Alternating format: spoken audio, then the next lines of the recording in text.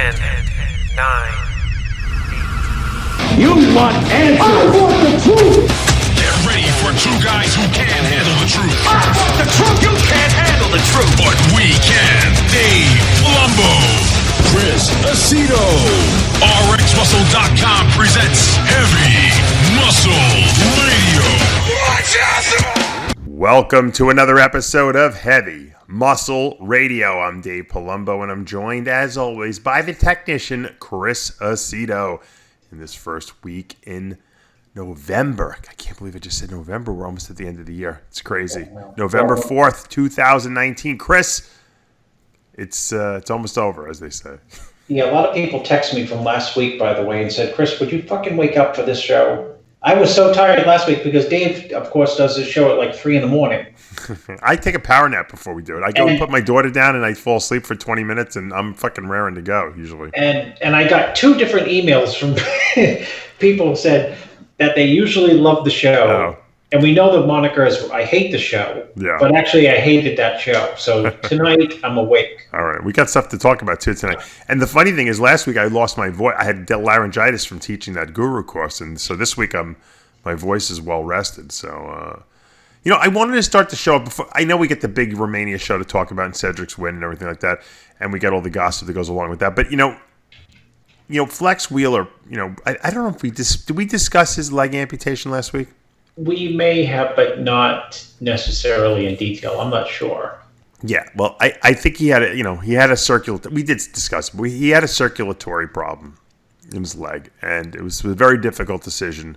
Obviously, he'd been known about it and the possibility of it for quite a while, and he had to obviously have it amputated from below the knee down, and he did, and obviously he's healing now, and I'm sure he's going through a lot of pain and emotional suffering. And he put up 2 video clips on his Instagram.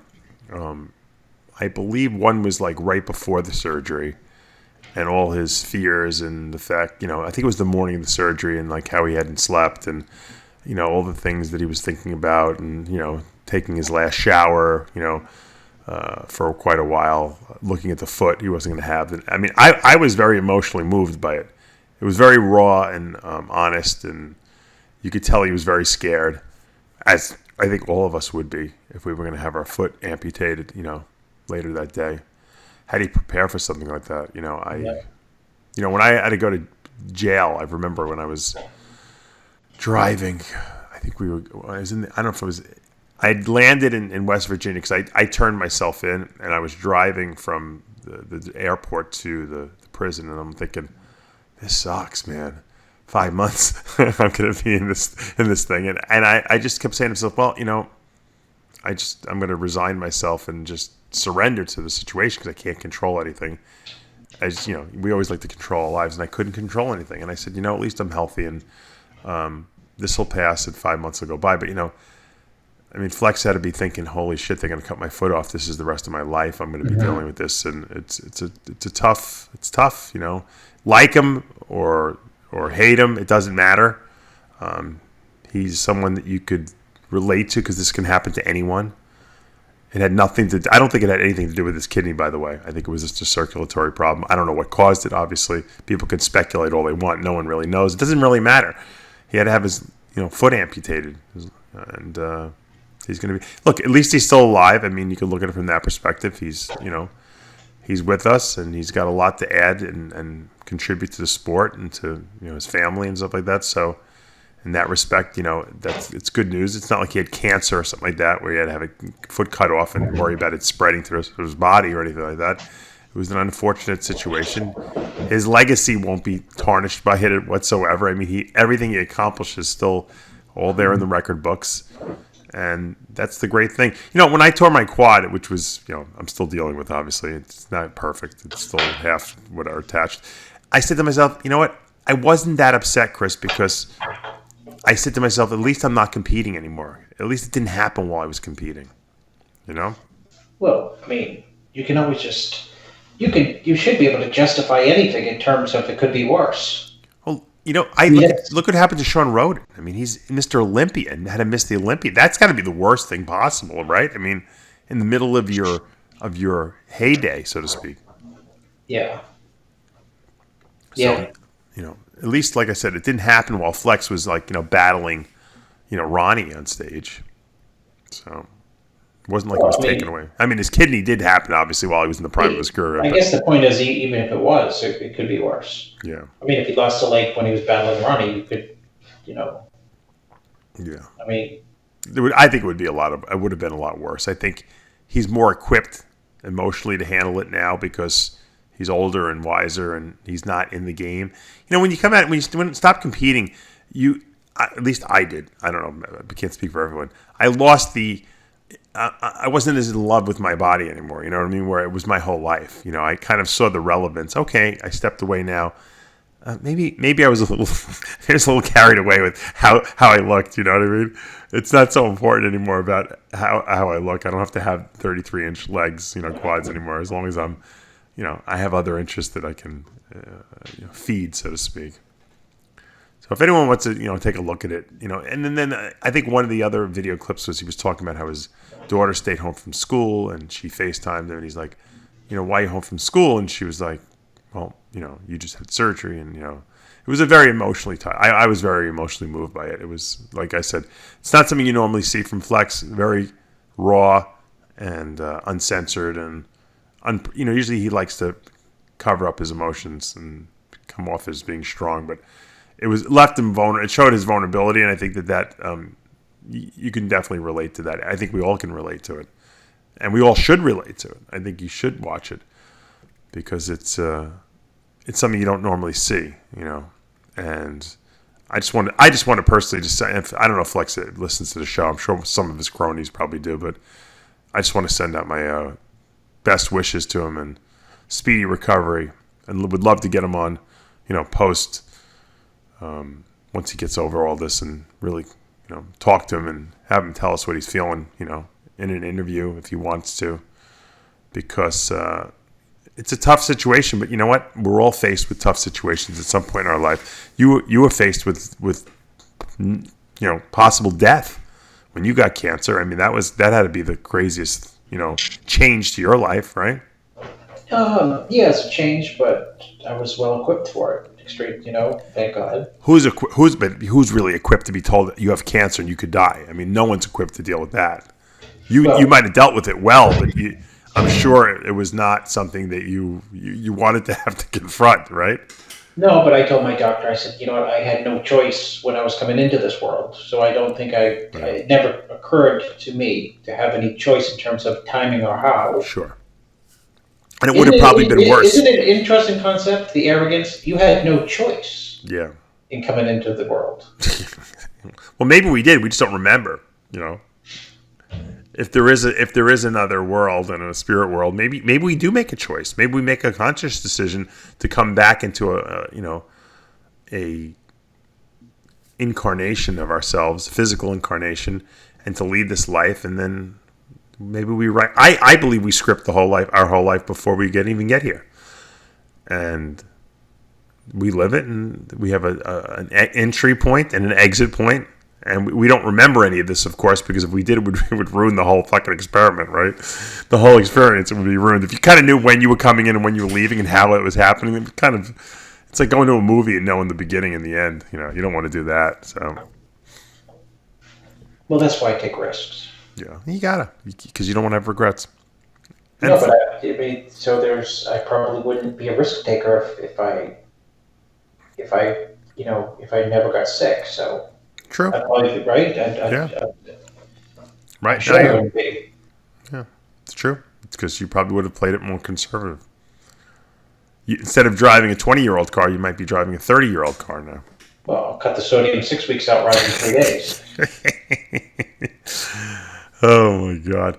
All right, let's talk. By the way, Dave, I took that car. It's making a noise. And I took my 25-year-old Mercedes-Benz, which that car. I mean, cars are supposed to depreciate. That car has paid me back 1 million times because what I've actually spent on it divided by 25 years is like $200. I mean, it's nothing. Yeah. And it's always run perfectly, and I just jinxed it recently by bragging that it runs perfectly, and now it makes a noise. And I brought it to the dealership, and they laughed at me. They said, you are complaining that it makes a noise, and I just never put it into perspective of that it is actually 25 years old, and the guy goes, it's 25 years old, and it's making a noise, and you wanted us to diagnose the noise. It should just have fallen apart. Why don't you just get a new one at this point? Are you just like emotionally attached to this car? Because it's not that nice. I got news for you. If it was like this like classically well restored like old car, I'd be like, oh, it's beautiful. It's beautiful to you because you're like in love with it. It's like having a woman that you've been dating for 25 years. You're not going to get rid of it. Beauty is in the eye of the beholder. My house is 140 years old. Yeah, but an old house that's well maintained is actually probably worth more than a new house. You know that. But 140 years ago, it did not have indoor plumbing. Right. You probably redid all that. You didn't redo the engine on this car. This car still has the same engine probably as when it was made. No, sometimes I drive. A lot of times I drive down the highway. A lot of times extremely fast. Oh, I told you about the hands-free, the law, right? In Maine, I've been pulled over 3 times. Oh, because you're talking on the phone with it up to your head? Yeah, well, you can't touch the phone. So the last time that's New York last time I told the guy, I said, I could be smoking a cigarette and eating a sandwich. And he laughed and let me go, and he said, but now I try my best not to not use the phone, but at least to put on speakerphone. And when people say, I can't hear you, you should be like, I have a 25-year-old car. I have the thing doesn't play through the speakers in the car. Yeah, exactly. What do you expect? They probably think you're like some like poor guy who's just like into Mercedes. Like, oh, look at this. Oh, this guy really wants a Mercedes, can't afford it, but he's got the 25-year-old Mercedes. The key to feeling good about the 25-year-old Mercedes is to get the unlimited car wash pass with the keep it sparkling clean all the time. Yeah. You're out of your mind. I think you should buy another one. I don't believe that you. I think you probably saved money initially, but I think now with all the repairs, because I know Mercedes repairs are expensive. If you leased a car through your business, you'd probably save a fortune. You're just emotionally attached to the car. You know what? I'm going to take your course. I'm going to figure out how to deduct it. I'm going to drive over to down to see Jose Raymond once a year. You can deduct everything. You're emotional. It's like a for you. It's almost like a statement. Driving that car. It's like, look. I wanted to have a. My kids know I want a Rolls Royce, but I don't live in it. I can only drive a Rolls Royce like in Miami. Yeah, or in Vegas, like Jay does. Yeah, but you can't drive one in Maine because it's just too much of a. People would think you're showing off, right? Yeah, you're bougie. I have to, this is as good as I can get. Yeah, I hear you. When you retire, you can get your Rolls Royce. I'm not retiring. That's for damn sure. You will. I will never retire. You will. What am I going to do? Your kids will take over. You'll do contest prep like Bob Grushkin when you exactly. I'll expand my house into the basement. You won't even be in. You'll be in. Look, you got to retire in Florida. That's like a rule, isn't it? Yeah. You'll be living like down the block from me. Yeah. Coming over to do the radio show because you're not going to be able to figure out the new phones. You'll refuse to get one. I'll have the iPhone like 100, and you'll have still have the iPhone 10. Blackberry. I'll have the Blackberry. No, you'll have the iPhone 10 still because you don't want to upgrade. Well, remember, Dave? Do you remember when I had the Blackberry? Yeah, I had to scream at you to get the iPhone. I was emotionally connected to the click, click, click, click to this. Like, see, Well, you know what? Typewriter noise. The Blackberry was good because you could feel the keys, so you could actually. I would be able to type text messages without even looking at the thing because you could feel the keys, right? Yes, yeah. I do miss that. That was one thing that I didn't want to switch to iPhone because of that, because I was like, there's no keypad on this thing. You got to look at the keys.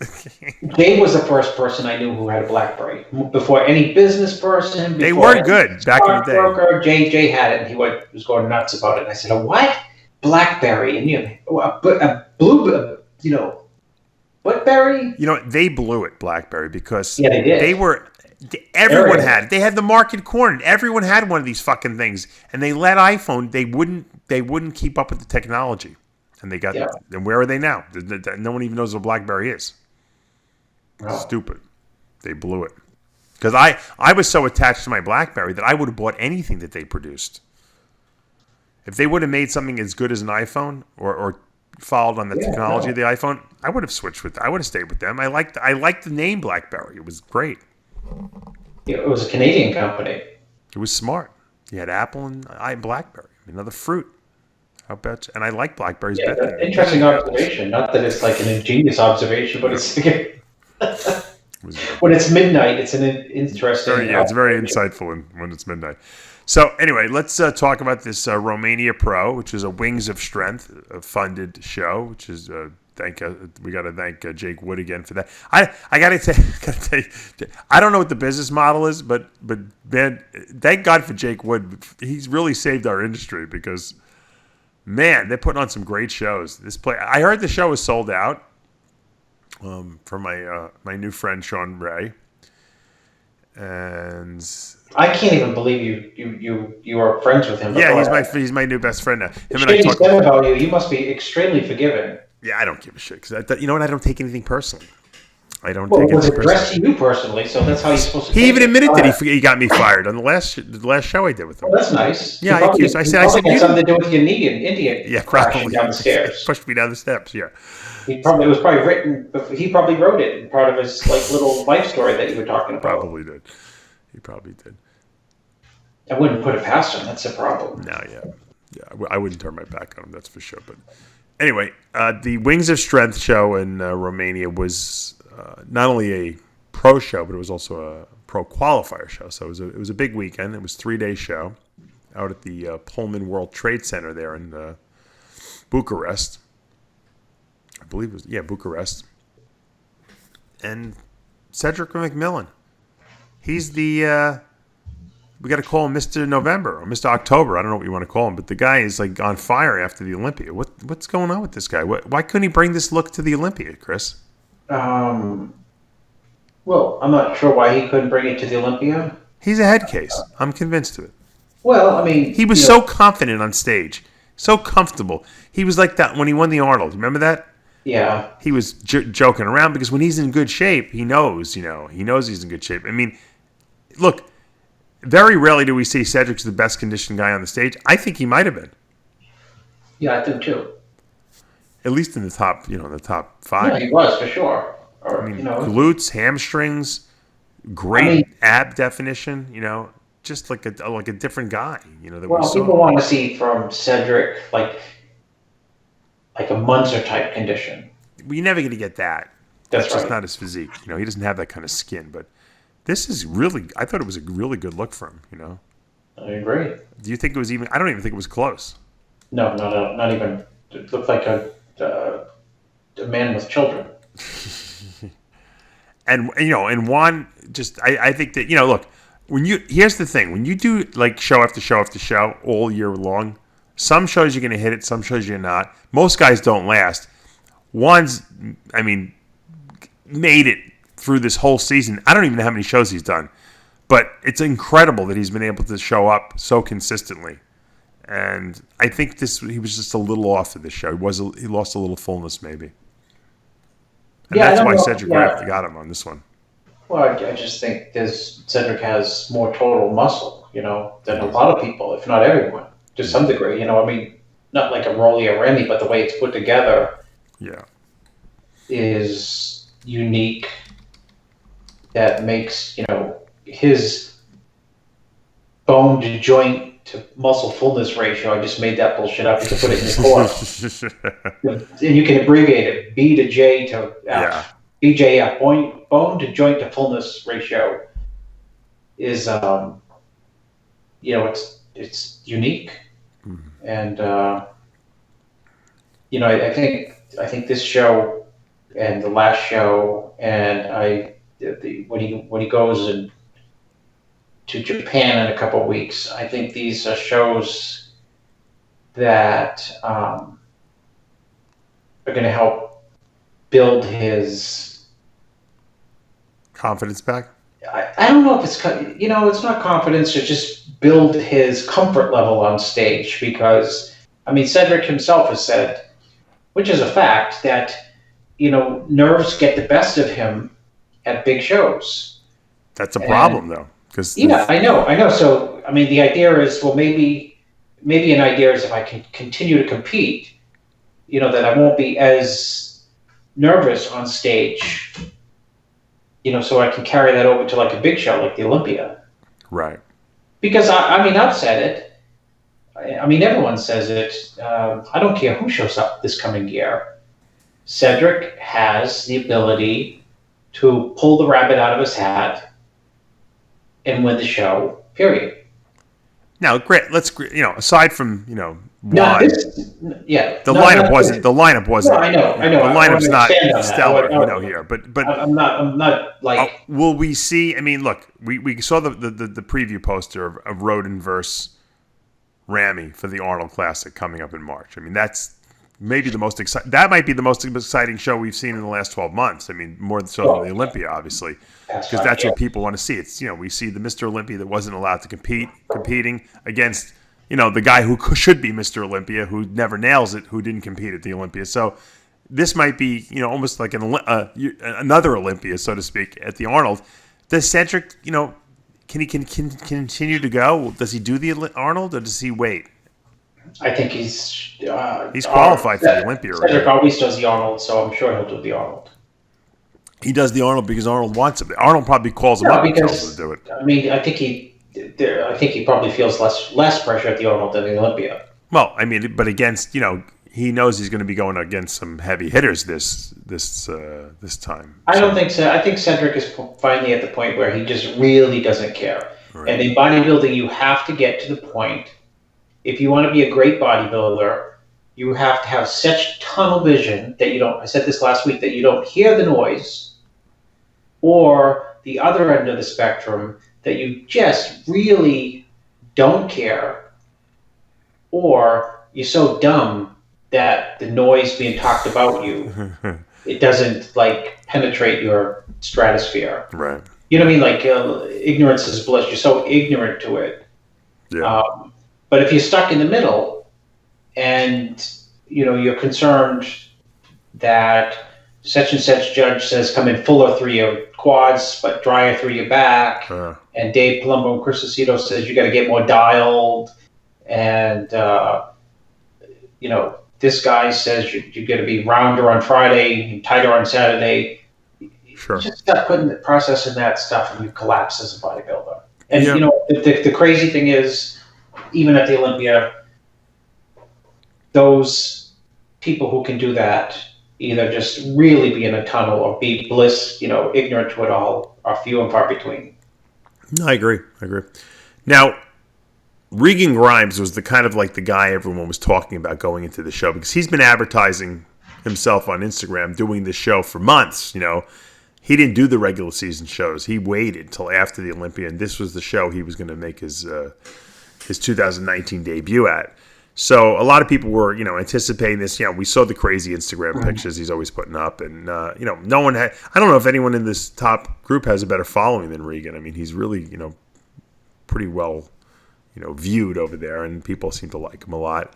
I was underwhelmed by the way he looked. Now, he finished third here behind Juan. He was actually, after prejudging, he was actually in a tie with Juan.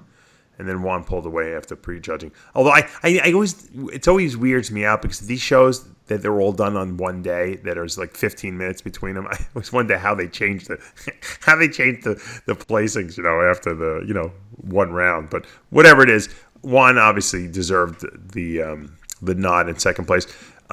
I felt that Regan's legs were down in size, and I didn't see the conditioning that I expected to see from him, because I was looking at his Instagram, pictures, and they looked really nasty, grainy, hard, and I just didn't see that on stage.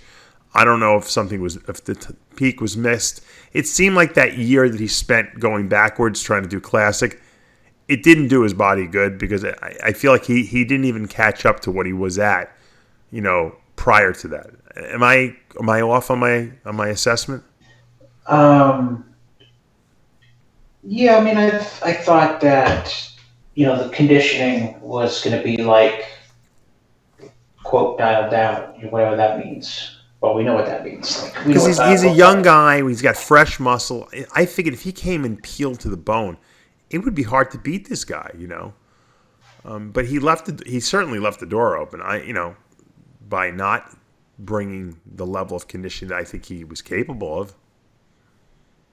Yeah, no, I think you're right. And I'm trying to stay away from saying, well, it was better with Chris Aceto, but because that's not where I'm going with this. Well, that's why I'm not commenting on it. Yeah, but if you want me to comment, I will. But he was. But I thought he was better when you helped him. So, conditioning-wise. Do you think that year that he kind of like, that uncertain year where he was kind of went down to classic, did that hurt his physique, because it took away 2 years of progress, from him? Well, I'll tell you what, thinking about it for the first time, I'll tell you what,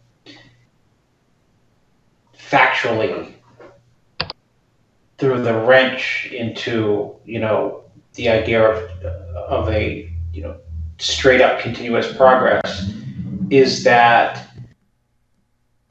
he had the first year when he had a really successful rookie pro season. Right, which I think it took a lot of people by surprise.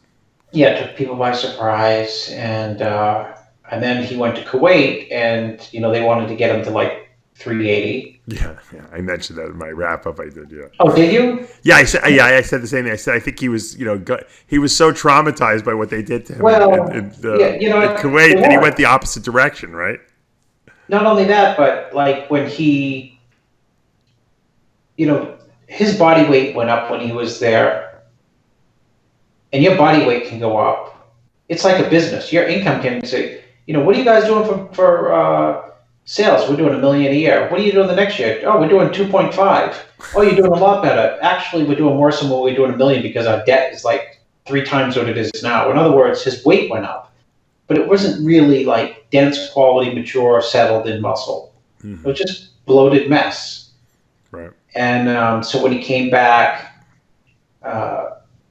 he prepped for like New York Pro, did the Classic, looked tremendous there. Yeah, but how do you go from being? Well, let me tell you the story. You're asking the question something. Yeah. So he does the Classic, and then he has to do the Olympia, which is like 10 pounds less than New York Pro because he was on the edge in terms of like the height whack ratio, which is a crazy formula that God only knows how they come up with. Because if you look classic, you're classic. Simple as that. Real, to some degree. And I think that trauma on his body going from, let's say, competing at 237, 239, trying to get your weight up to like 310, whatever, and then switching gears and trying to get that weight, which is not even anything but weight. It wasn't real muscle. Back down, that's a whole entire year, and then dragging it down for the Olympia another 10 pounds, which essentially means burning off 10 pounds of muscle. Yeah, that was crazy that they made him that they changed his weight requirement. So by the time you start, let's say that brings you to the Olympia of last year, 1 year ago exactly. By the time you start, okay, I'm going to get into an off season and prep, your body's in like a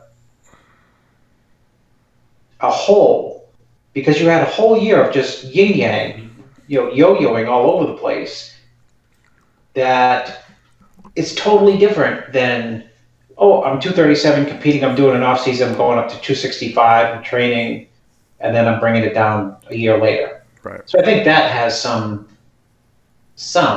type of effect on progress. Yeah, I think next year, he'll be back. I think to what is. I agree. I think this is. I think that. I just think that those are the factors that won't be there this year, this coming year, or next year, whatever you want to call it. I mean, he's got the structure to be very dangerous on stage. Obviously, he's white as hell. Yeah, he's got small waist. Yeah. I think he just didn't. He didn't bring it. I'm sure when he goes to Japan in 2 weeks. By the way, I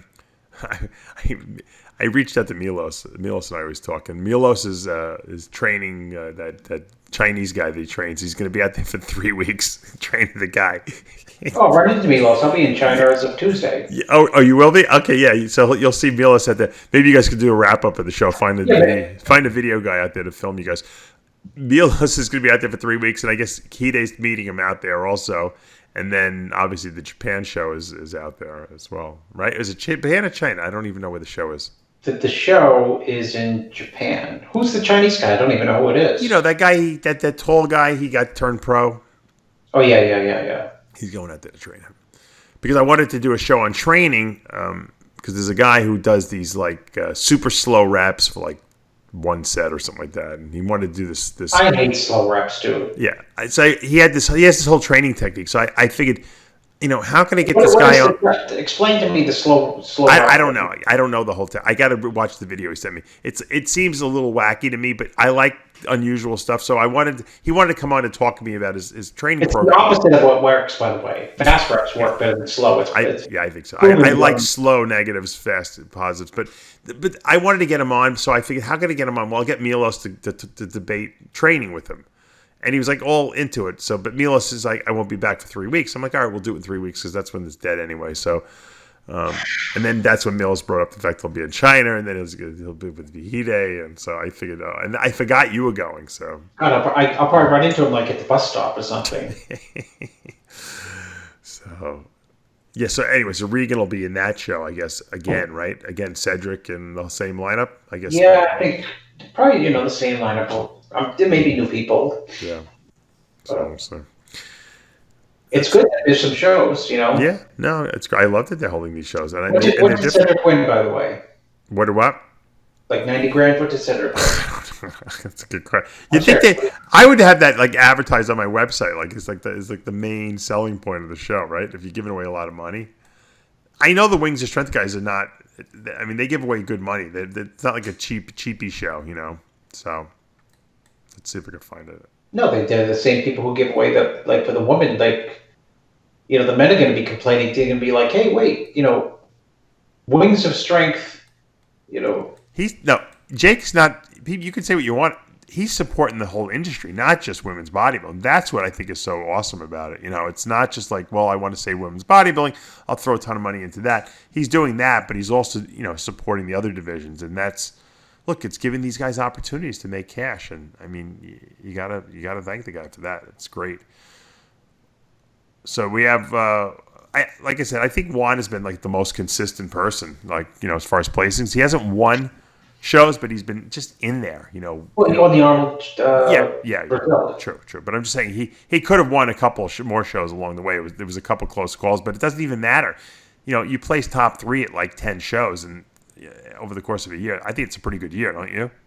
Yeah, no doubt about it. There's no reason to. He's got to be nuts if he doesn't go to Japan. Oh yeah, I agree. He only missed that one show. Remember, we said, "Why isn't Juan here?" Because he had a guest posing. He told me so. He'll be there, I'm sure.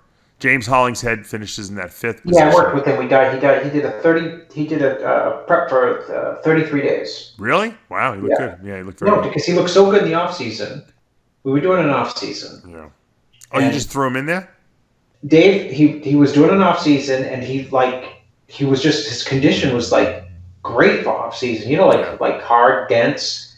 And he said, "What about Japan? It's in 7 weeks." And I'm like, 7 weeks. And then at 6 weeks, he decided, I'm going to do Japan, or 6.5. And then 8 days before this show, he said, what about Romania? I said, you're pretty tight. You could do it. So he looked good. 5th place for 35 days. He's another one of these guys that he'll do well in a lineup where he's not out structured. And that's why he's going to have trouble, breaking that top 3. But he's a workhorse. Yeah, he'll definitely. He's like a Lucas. He's like a Lucas Ostendal, and Lucas. That's why I threw that in that, Dave, because he's only prepped for 35 days, so he has the ability to definitely win a show without a shadow of a doubt. Well, not in a lineup with Cedric McMillan there, but if he shows up at the right show, Lucas Ostendal, ironically enough, was 6th place at this show. The guy who I think really blew it was Max Charles in 4th. I think this was a good opportunity for Max to possibly, maybe not beat Cedric, but maybe even play 2nd here, because he's got the upper body that's probably better than everyone in the lineup. And no one in the lineup had strong legs. So I think if Max would have just come in a little more conditioned, I think he would have been I think he could have managed to pull off a 2nd place here. What do you think? Yeah, I mean, he was small here. Yeah, he he looked like he sucked himself down, and he just still wasn't lean enough, right? Yeah, he was. This is the first time I've seen him like small, because he has looks where he's big and dense and hard, but not quite hard enough from behind. And he has another look that he's hit a couple times where he's a little bit smaller, but he's tight enough everywhere. And here, I agree with you. It looks like he's got the illusionary hardness, but it's just like he maybe depleted to get in and then cut water and water pills and, probably looks good in the hotel room, but it's not his back. He doesn't look big enough. Yeah, and he won this show last year, too, ironically. That's right. He looked really good last year when he won it. Yeah. Well, good lineup. There was a lot of guys in this. I don't even know who some of these guys are. That tells you how a lot of Europeans in this lineup, because obviously they felt that, I think when people pick shows, a lot of times they're like, oh, it's the show. It's in November. No one's going to do the show. It's after the Olympia. This is a good opportunity for me to jump in a show and make my pro debut or try to get a placing. And then you show up and you see Cedric, show up at the show and you're like, oh boy, I'm in big trouble. So I think a lot of these guys were in over their head, but it's still a good showing. The 212 division was surprisingly, I was almost shocked by the outcome because I knew Guy was in the lineup, and I'm like, Guy was fourth here. And then I even asked you, I said, how did he look? And you're like, oh, he looked really good. And then I'm like, well, the guys who won must have been amazing. What do you think about Angel Calderon from Spain, man? Pretty freaky, huh? Yeah, he's freaky and round and opens up on the front double and no weak body parts and pretty darn good deep V taper. He was overlooked at the Olympia. I thought he should have been much higher at the Olympia, and he's dangerous. Yeah, I mean, he beat a really good Samuel Haddad too. I mean, who probably had to be the favorite going into this one, I would imagine. Yeah, well, I think Sammy Sammy beat him at the Olympia, and I don't think deserved to beat him at the Olympia. No, I mean, I think he was overlooked, like you said, at the Olympia. That's really what I think.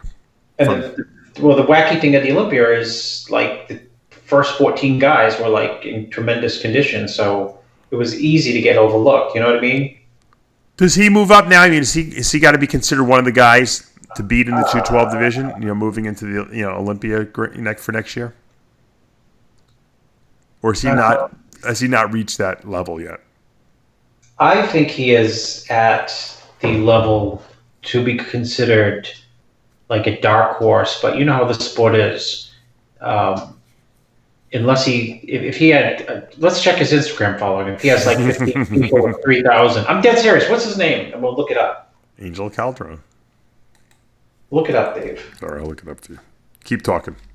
Because the problem is, a lot of the hype is driven by social media. Now, I mean, that's a negative thing, but he's got 20,000 followers, and not chump change.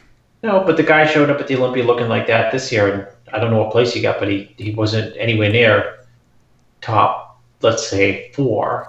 You know what I noticed at the Olympia, and I only saw pictures, obviously, was he was a little, like, he's stocky. He's like a little, he's almost like... Well, he's better than Ascanani, and Ascanani got... Absolutely better. You're right. Absolutely better. So there's the expert analysis. Thank you, Jose, because I know you're listening. He's one of these guys that if he showed up 3 pounds off his peak, he would play 16th. But he doesn't. He's 3 pounds off, and he's 4th. I know. Forget, we're not talking about him. But I'm saying, but he's never off. I've never seen him off, at least not in the last year or two. And he's a freak, but he's short. So I think you can overlook him sometimes. And I don't think he'll be overlooked anymore now that he placed here. He's a freak, but he is short. He's got to be like, he looks like he's like Marvin Ward short. I don't know. Yeah, it's a weird concept to overlook. You know where you can get overlooked? Classic physique. It's easy to overlook because there's like 50 guys in the Olympia. Yeah. And you can make the distinction, okay, these are the top 3 to 7 guys, and then the guy who's 17th could be because they're all so close. 9th, and the guy who's 9th could be 15th, and the guy 15th could technically be 8th. Right. So it's easy to overlook there, but not when you're packing that amount of muscle. Yeah, you and I like density and conditioning, but here's the real question: if this show took place in the United States, say Tampa, would he have won, or would Sammy have won? It's funny. They probably would have went with Flo and said it's weird. They probably would have gave Sammy the show. That's what I think too. I think he really took advantage of the European judges who rewarded the conditioning and freak factor. I think that's why he won here. But a win is a win. We'll see him at the Olympia. Let's talk about classic physique. Wesley Vissers.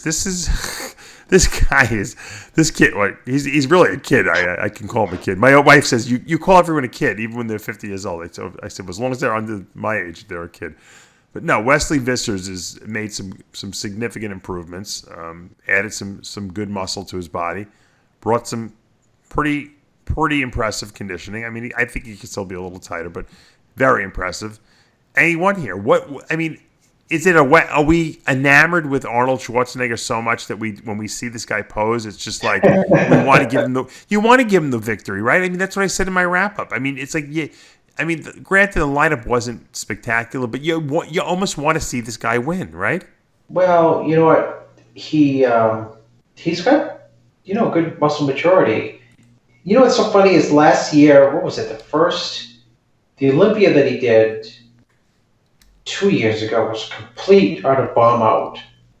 And he was so hard, Dave, like 4 days before that show. Someone I know well who helps him sent me pictures. And they weren't the filtered, phony, baloney pictures. Right.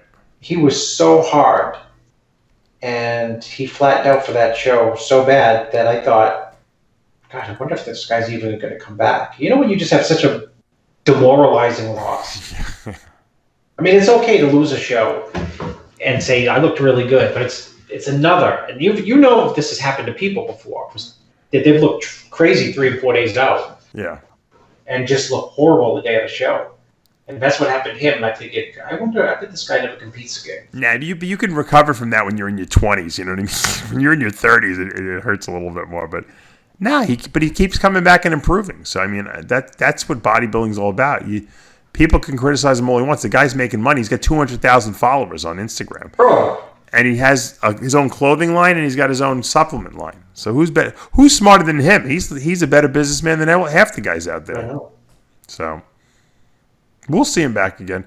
He'll come into his own in another 2 years, I'd say. He's going to keep getting better and better and better because he's got a very big structure. When you have a huge structure like that and you're young, you don't fill it out so easily, you know. Mm-hmm. He's made some pretty good strides already, which is, amazing given the fact that he is so young. But he's got a business. He's making money. How many guys his age can say they're making money? I mean, and he's got this what is it called? The vintage genetics. It's a great. He's capitalizing completely off the fact that he's like, it's like these comedians or singers, they sing like the Sinatra songs, and all of a sudden, like in the world, they have a nostalgia era comes back, and everyone wants to hear Sinatra songs. Stop criticizing my 25-year-old Mercedes. Yeah, and they can't vintage. Yeah, and you can't. They're booked everywhere. All of a sudden, they can't get a gig, and then now the Radio City Music Hall is booking them because they want to. That's in, and his physique is in right now. That's the look. That's why classic physique was created because of a guy like him, and so he came around at the right time. So I think he's going to capitalize on that. I think he's when he's in shape. I think he's very good. He's got a different physique than everyone else, doesn't he? Yes, he does. Yes, you can't even compare him to these other guys. That's why what? As wacky as it sounds, Dave, he's also another dangerous guy at the Olympia. Yeah, because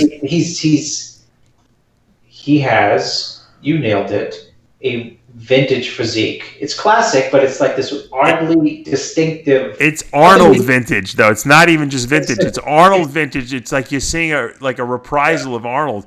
And if Arnold never existed in the bodybuilding world, he might not even be doing that well. But that's a look that we all see. We see Arnold in that. His frontal bicep looks like it's something from the Iron Man magazines that I used to get when I was a kid. They used to come in an envelope. They used to come in an envelope. Oh, really? And like a manila, like a brown envelope, and the return address was like in Nebraska. That's probably where they were printed, yeah. And then you'd open it up and they'd have some like guy like him on the cover. Very, very unique physique, but impressive at the same time. And it's like you want to. It's like I want to see how good he can get. You know, it's like because he doesn't look like the other guys, and it makes it. It's good because he sticks out on stage and he can win shows. But it's also could be bad when he gets to the elite level because he doesn't really he matches up differently than all these other guys. He has to be so much better than everyone that everyone has to say, okay, he's the winner. You know, that kind of thing. Yeah, he may shake up the top something in the Olympia. I mean, he's good. Yeah, no, I think he's better than people think he is. Yeah, I agree. I agree 100%. So the men's physique division was won by. Let me see if I can find who won this division. I don't even know who he is. Andre Lincoln from the UK. I don't know. Women's bodybuilding won by Monia Giusa from Italy. You know, it's terrible. I used to know all the women bodybuilders. I don't know who any of these girls are. I know some of them. I know Claudia Partenza from Italy, who's third. It's a whole new world of women's bodybuilding. Pro figure division was won by Marianne Barnard. Bamdad from Canada. Nora Mahonen wins pro bikini. They had every division. Valentina Machina, well, she's on a tear. She wins women's physique. And that was a good show for the Wings of Strength people. Congratulations, Tim Gardner. I hope Tim's making money. You think? I mean, Tim's got like 10, 12 shows, maybe more. You think he's making some cash now? I hope he is. He's got to be one of the hardest workers out there. Tim Gardner.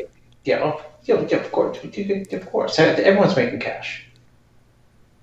I guess when you have a great sponsor. He's like a cash making, like. Tim must be like the adopted son of Jake Wood. Jake Wood. And Jake, talk about, when you're a hard worker and someone and good things come into your life. Like Tim, that's exactly what happened. Tim busted his ass for so many years with these shows, probably making no money, and then Jake Wood came into his life with Wings of Strength, and people probably thought it was a joke at first, and now they're business partners essentially. And Tim's making good money, I hope. And Tim's a great guy; he deserves it. Yeah, no, I always loved Tim, and thank the Lord that we got the Jake Wood financing our sport now and really pumping new life into it. And you know what the thing is? They're not just putting money into the sport. The stage show over there in Romania was amazing. Where they held it was top notch. They make the athletes feel important, and that's the athlete experience is something so it's not a tangible thing until you compete and understand it, and that's really important. I think it's great that they're doing that. Yeah, it's professional from beginning to end. All right, let's talk about there was also another show this weekend, the Ultimate Warriors Pro Classic, and there was a men's physique event there, classic physique there. Danny Unin, who is a big fan of our show, I know that, and of the RxMuscle site, and I'm a big fan of his physique. I know you are as well. I've seen him make improvements by leaps and bounds. I'm telling you, I saw the pictures of the show. I'm like, this guy can't be classic. He looks like an open bodybuilder, doesn't he? Well, he's. He looks way bigger than I think he really is.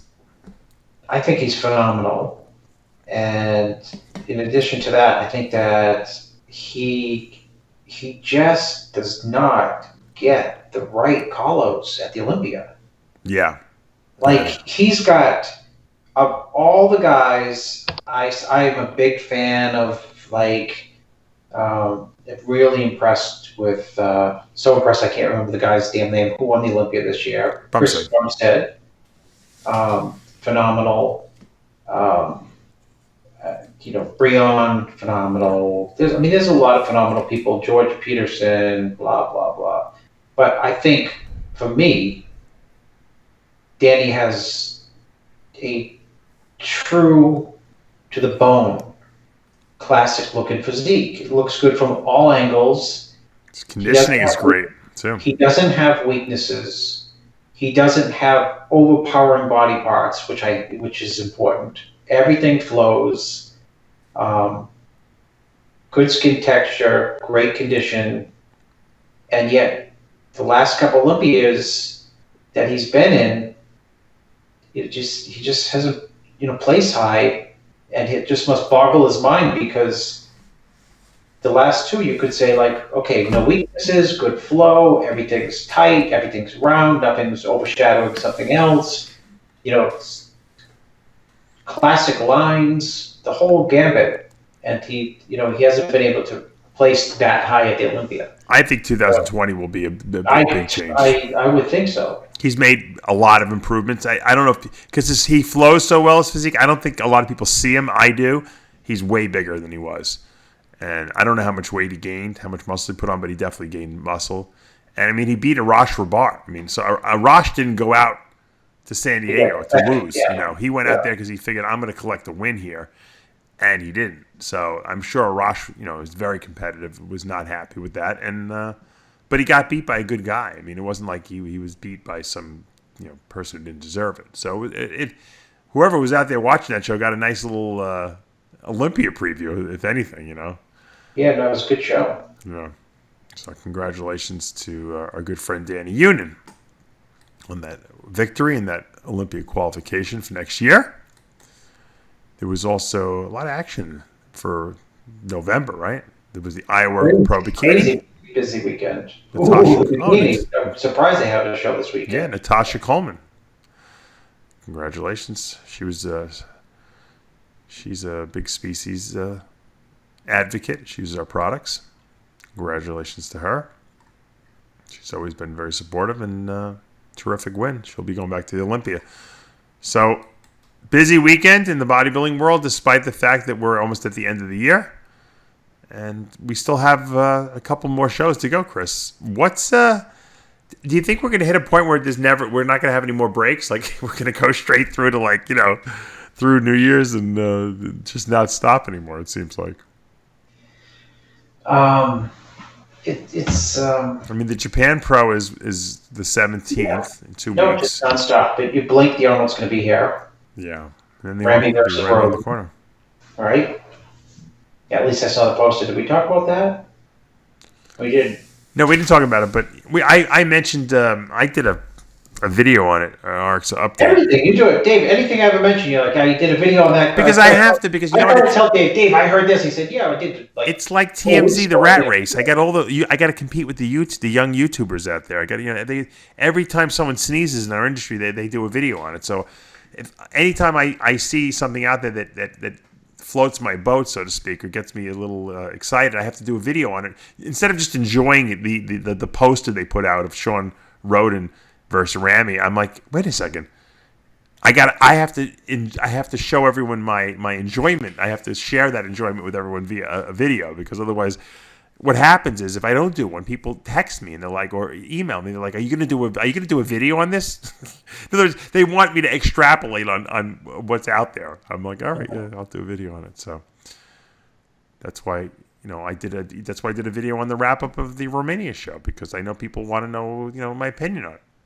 I know we're going to do it on the radio show too. I asked you your opinion. I'll tell you why. Dave said, watch my video. Yeah, the reason why I do a separate video, because it has to be short, because people can't. We have the diehard fans who listen to every show we do. No matter what we talk about, they'll listen. But a lot of people are lazy and they want to just get an instantaneous recap of what happened and our opinion, or my opinion, or your opinion, whatever it is, depending on who's at what show. So that's why those wrap-ups are better if individually. The truth is that if we took these radio shows we did and we broke it up into clips, we could probably break up each radio show into 20 clips, and each one of those clips would be watched as many times, if not more, than the radio show itself. Because people like us, people are lazy. They don't want to have to watch the whole show. They want to listen to the whole show. They want to know, okay, I want to hear when Chris and Dave talk about Danny Union. Or I want to hear when Dave and Chris talk about the Romania wrap-up. I want to hear when Dave and Chris talk about Flex Wheeler. I want to hear when Dave and Chris talk about, Chris's car. Chris's 25-year-old car. Everyone has their own interest or interesting part of the radio show. That's why I like doing the radio show, because it enables us to talk about different topics, rather than just focus on a specific event that took place. Speaking of, you know what I realized? Speaking of topics and interesting things, tomorrow, this is bizarre that I can remember this. You know what, Dave? I can't remember crap, and it's the most frightening thing on earth. Tomorrow, PDI Fers, I think it's the second anniversary of his death. Yeah, I forgot when he died. Yeah, that was terrible when I found that out. You know why I know that? What? You want to know why I know that? Because when he died, because I helped him for a show, and I get to know him, and I liked him. And I respected him, and he had a lot of different interests, which was interesting because, he went to the North Americas to get his pro card, which he did. I remember, yeah. And he had this, I think what happened was he had been trying for like 20 years to get a pro card. And then I met him, and then he went right into the nationals, and people said, he's going to get blown out of the water. And it was like this crazy 50-person class, and he was third. And I said, oh, don't worry, PD, you'll get your pro card next show. But he has so many interests outside of bodybuilding. People just eat, wait, and they sleep for bodybuilding and their chicken breast. Yeah. He had 1,000 things going on, and a lot of different interests. Like what? Computers, art, music, his wife or girlfriend, I can't, family, just well-rounded. And into those as much as anything else. Movies. Some people are very one-dimensional. Nothing wrong with that. They got a bodybuilding quote career, and that's all they think about, want to do tonight. And I thought when he died, I thought, people, PD died, and I have this weird cynicism in me, and I thought people won't give a crap in a year. And not that they don't give a crap, but it's just like this weird outpouring that comes out. And I guess that's human nature. And what are you going to do? Have an anniversary for his death every 10 years, every year for the next 10 years? There's too much going on. But I remembered it as being November 4th. Google it to see if you can find out. I'm dead serious. Yeah. Tomorrow is November 4th. Oh, we're doing this radio show when I should be in bed, so it's November 4th now. You know what that's when the show is. But you know what the problem is? The problem was that too many people die in this industry every year. That's the problem.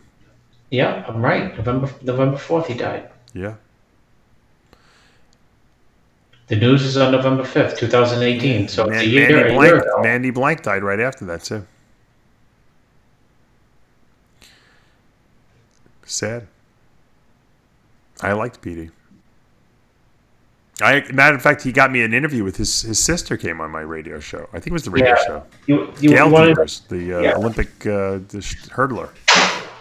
It's funny. He told me, I didn't know. He said, my sister. This is how present. Oh, you didn't even know who his sister was? No, of course me, Dave. You know me.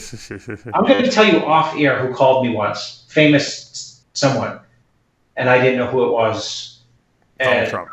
No, I'll tell you off the air because it's too embarrassing actually to say on the air. I think you told me the story already. And I had to sign a non-disclosure anyway. Not whatever. But just so people like Kanye West. It's not Kanye West. I'm like, oh yeah. Who are you again? Well, you went. Did Mike Tyson call you? No. I met Mike Tyson though. Oh no, Holyfield. You told us the Holyfield story. Yeah, Holyfield. I went to Holyfield's house when he had the house. Lost it. That's what a terrible story that is, right? Yeah, I know. And it's so funny, Dave. How many gurus would have hustled up Holyfield? I went to the house. I'm like, well, you got my number. If you want to call me. Yeah. So what was I talking about? See, I already forgot. Other than PDD's death, I did remember. I forgot what we were talking about. See? My Alzheimer's is not fictitious. It's actually real. Yeah. PDI Fers, we went to the whole round robin, and I forgot. Well, it couldn't have been too important. No. It was people who were well known, and see if we have the game show, dude, we would have lost some money. I would have called our lifeline. The funny thing is, I wasn't even following enough to keep, keep up with you. Keep up with you. You probably answered an email. No, I'm listening. I always listen. I listen to everything you say. Sometimes I find I'll listen back to a show like 'cause I'm just bored, and like while I'm like working, and I'm like, oh, Chris said that. What am I? I'm asking the same fucking question. You know what? I see that. Speaking of guys hustling up new people, I see Hani Rambod helped the guy who won the men's physique at the Romania show. Andre Lincoln. Or would they have a pro show there? Men's physique is the men's physique division, the board shorts. Physique, yeah. I see Hani put up a picture on his Instagram. He got rid of Jeremy Bundy. He got a new guy. No, kid looks good. No, he does. He looks like I don't know if he's got legs. He looks like he could do classic almost. He's got very good condition. But yeah. So anyway, the point is, the bodybuilding season's getting longer and longer. I see that Tamer El Gundi is holding a show the 17th of December. So they're basically going right up to Christmas now, and I'm sure the shows will start again in January. Whereas in the past, the shows used to end. I think the Nationals was almost like the last show. Or they had the Excalibur, I think, was like the first week in December. But usually the big shows were done at the beginning of November, and then the season wouldn't start up again till the Ironman, which was the last week in February usually. Right? Remember, the Ironman was the first show of the year, and then they would go to the Arnold the following week, the first week in March. I liked it when it was that way because it kind of gave you like a break, like from bodybuilding, right? Just like, all right, just let's chill. We'll talk. It was good for you and me because we can talk about anything. We didn't need like to report on contests. We can talk about other bodybuilding topics, and we do iron debates and stuff like that. Now it's like it never stops the season, which I guess is good if you're a coach because you're always coaching something. You always got a show coming up on the horizon, to coach people. I had a lot of athletes compete this past weekend. Some of them did well, and it's I'm not used. We're going deep into the year, and now that I'm living in Florida, I lose track of the fact that we're almost in winter. Yeah. But we had daylight savings today. I didn't even know. What happens to the clock? Because I don't. Right, I only have. You fall back. You fall back. You get more time. You fall back. You get more time. You get an hour back. So, but I didn't even know. Thank God that these iPhones and computers update themselves nowadays. The only thing that doesn't is the clocks, the wall clock. So I'm like, half the time I think it's 3 o'clock in the afternoon. Half the time I think it's 2 o'clock in the afternoon. Depending on what clock I'm looking at, I'm completely unsynced. So we didn't go. I cleaned out my garage today. That was my big. What was dirty in your garage? I just had to, because what happens is I keep the doors open all day long and shit you just do, blows right? in there. What do you keep them open for? It's odd. I don't know.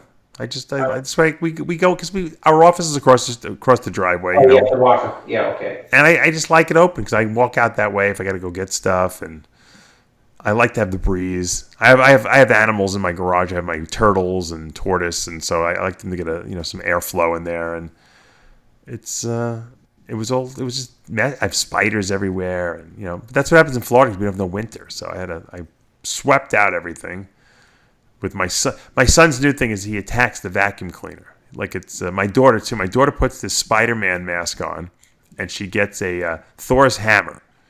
Why she has to lift up Thor's hammer, I don't know. She's got Thor's hammer and a Spider-Man mask on, and my son's got the Thor battle headgear on with a lightsaber, Star Wars. And when my wife or I run the vacuum cleaner, they attack the vacuum cleaner like it's like the enemy, And that was what I did today. And then we all jumped in the spa.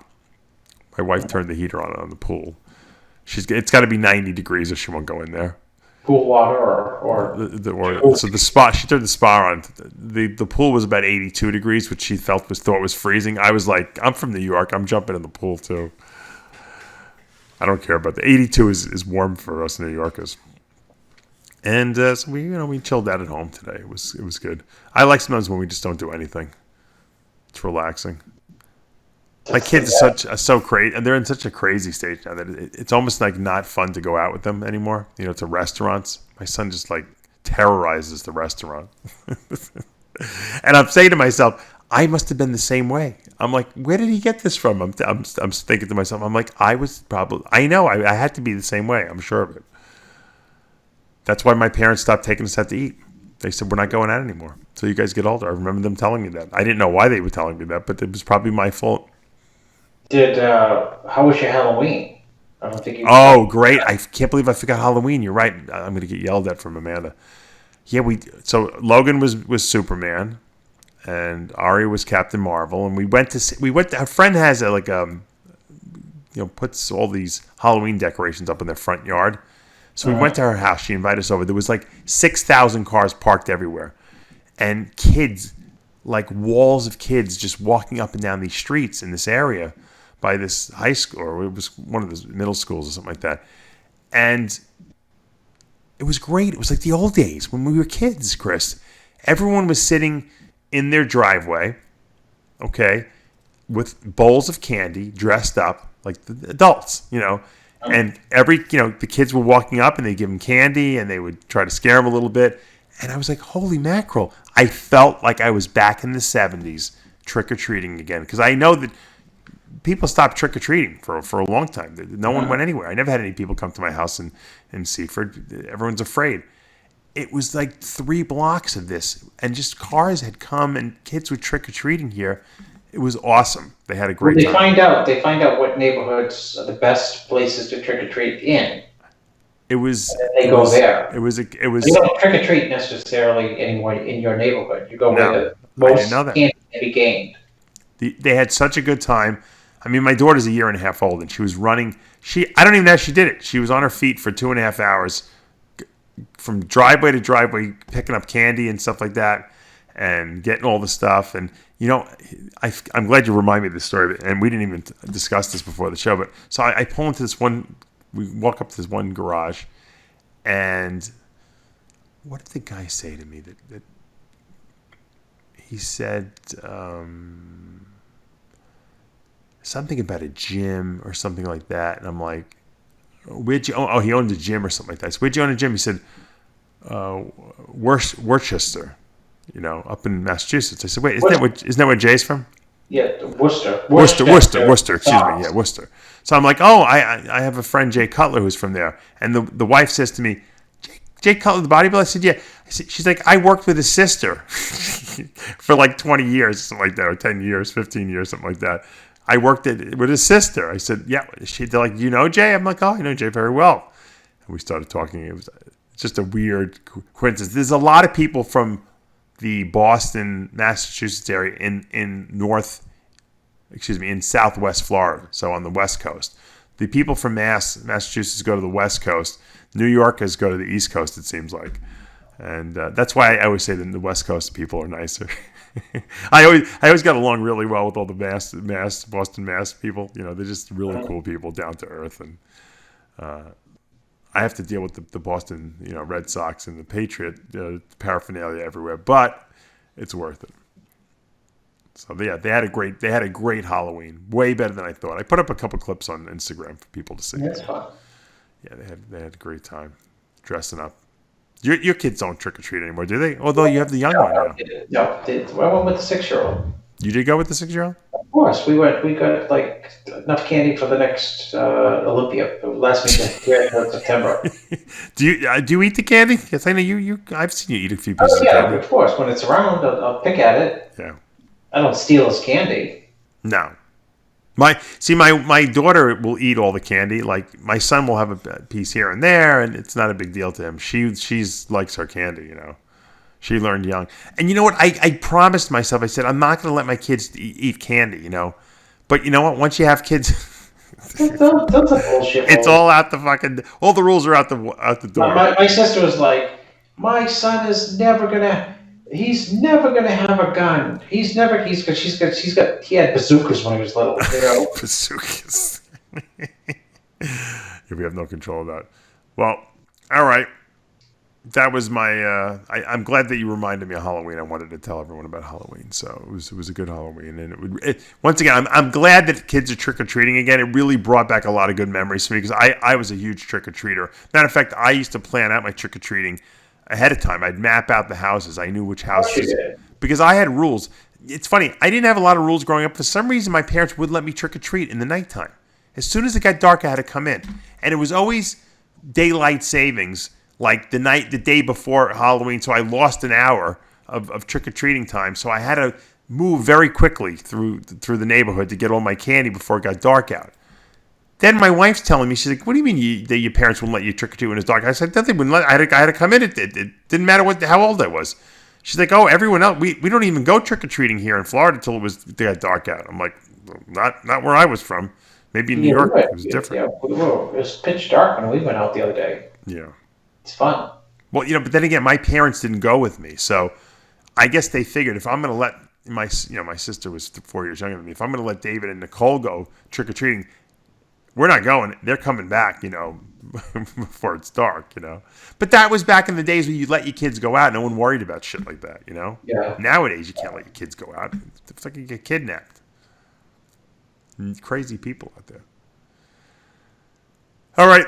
Once again, I want to send out my best wishes and prayers to the Flex Wheeler and his family, and to the PDI Fers family as well. Since you brought that up, it's the 1-year anniversary of his death.